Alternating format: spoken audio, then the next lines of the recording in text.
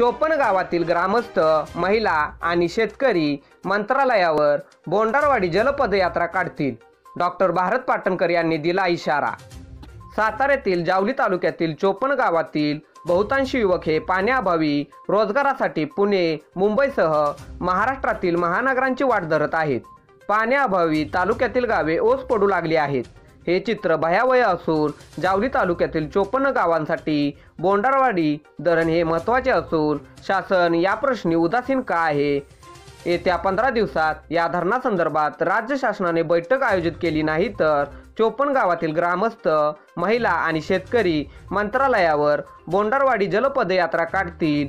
शासनाने प्रतिसाद दिला नाही तर मोठे जनआंदोलन उभे केले जाईल, असा इशारा श्रमिक मुक्ती दलाचे प्रणेते डॉक्टर भारत पाटणकर यांनी आयोजित केलेल्या मेळाव्यात दिलाय. पंचनामा न्यूजसाठी जावली प्रतिनिधी संतोष बेलोशे.